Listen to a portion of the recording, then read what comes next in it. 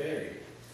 With this being Mother's Day, I think all of us can recall some conventional wisdom our mom has passed on to us, things that we hold on to throughout our life, just things. I think in terms of song lyrics, it's like Three Dog Night said, Mama told me not to come. I'm sure we can think of things that Mom has told us. And what I'd like to look at is maybe some instructions that we were given, not necessarily by our mother, but that Jesus passed along. And that's what I'll be looking at today. So before we get going, please pray with me.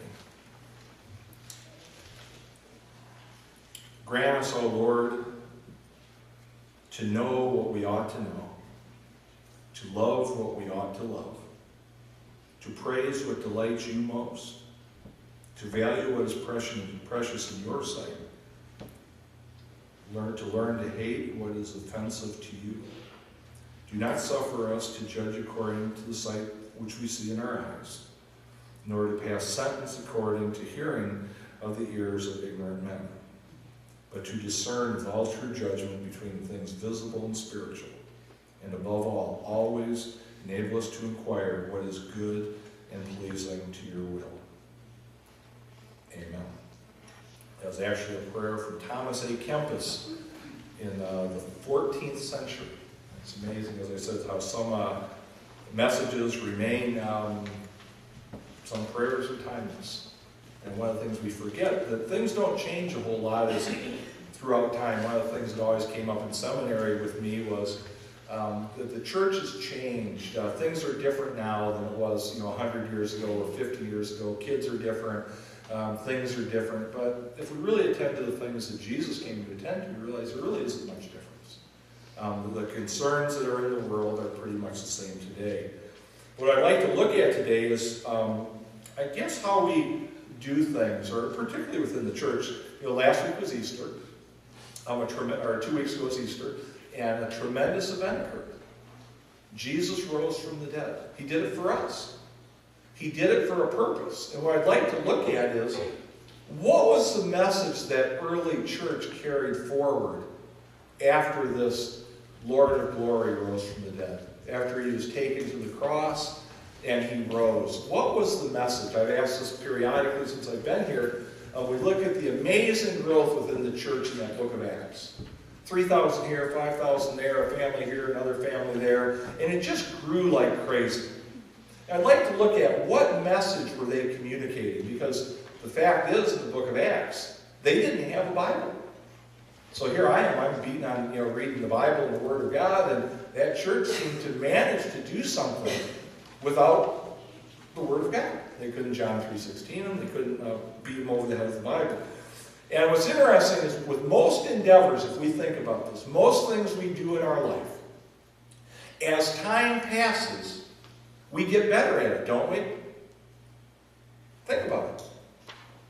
First time you work on a car, do you? Compared to now. You got a little better, right? How about farming? We started out, the first time, gotten better, hopefully. Think of what we do at work. Think of any maybe craft we do. Think of any endeavor we do. As time passes, we have a tendency to become more proficient at it, don't we? I know a lot of you would probably say, well, Dave, you've been preaching for a while. Can you get any better at it? I know. I got it. But in saying that, with most things we do, we tend to get better as time progresses, don't we? But my question is, if we're really honest and we look at how we function within the church, have we really gotten better, or possibly we slid in another direction? If you look at that first encounter Peter had in the book of Acts, 3,000 people being converted. And if we think, shouldn't we have learned from our predecessors what's right and what's wrong? That's part of the learning process, isn't it? As we go along, we learn what works, what doesn't work. We try something, we go, I'm not doing that again. So my question is, I'd like to look at this progression within the church, and possibly, why haven't we improved? Shouldn't we be picking up steam and learning from those ahead of us, those that have come before us? So my question is, to think about it, and yesterday while I was kind of preparing this, I was watching History Channel, thinking about Green Beret training. And they said things really work good. They were doing this team kind of thing, where all these teams were competing against everybody. They said, we have a plan. The plan works really good until the idea fairy shows up. And so then it all went to pot. And I wonder if sometimes the idea that fairy doesn't show up and we lose our bearing with what that original message is. What I'd like to look at is what is the original message that those believers who were there with Christ passed on. And I have a video here that I'll try to make it relevant. And this is from a fellow named Francis Collins. And some of you may have heard of Francis Collins. He's the director for the National Institute of Health. He headed up the Human Genome Project. And he was homeschooled, grew up without any church affiliation, was a professed atheist until he became about 26 or 27. He read C.S. Lewis's book, Mere Christianity. And now Francis Collins is one of the few scientists who sees no tension between science and faith. He's completely good with the whole thing. He doesn't have any tension. And he's very vocal about it. And he's been mocked a little bit. But we're going to see a little clip here from Francis Collins. And he has he mapped the human genome and everything. And anyhow, this is from Virginia Commonwealth University. And he's giving the commencement address. And he's talking about the college experience, that what happens when we go to college, and as it progresses, this will probably make sense to you. So here's Francis Collins in VCU.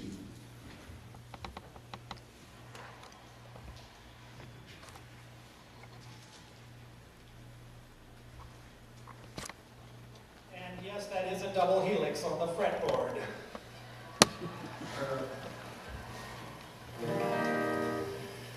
So yeah, this is a song for you. I'm trying to channel what you might be thinking about in terms of your experiences here at VCU.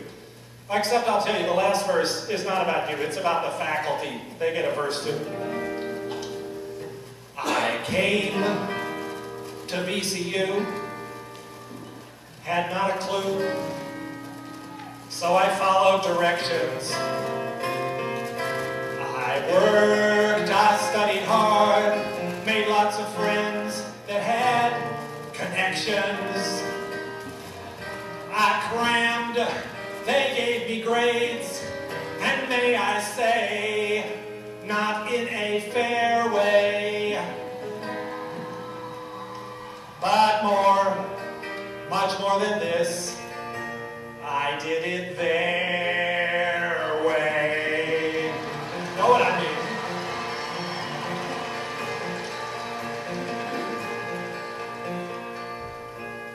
I learned so many things, although I know I'll never use them.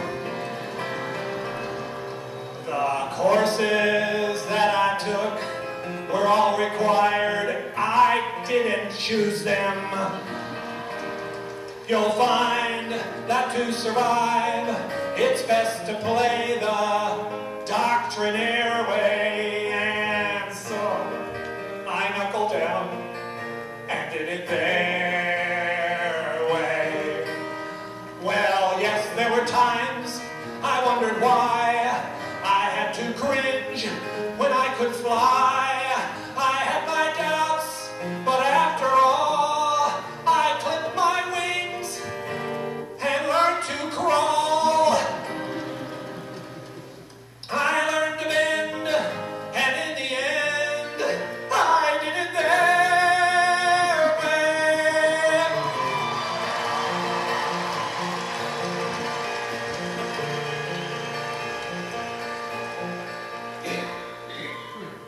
But now, my fine young friends, now that I am a full professor, where once I was oppressed, I have now become the cruel oppressor. With me, I hope you'll see the double helix is a highway. And yes, you'll learn it's best to do it my way.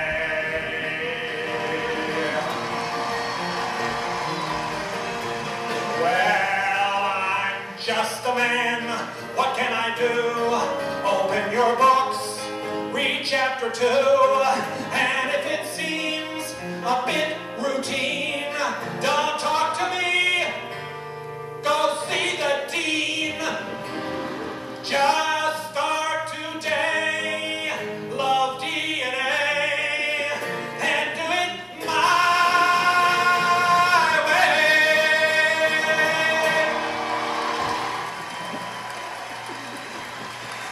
Congratulations.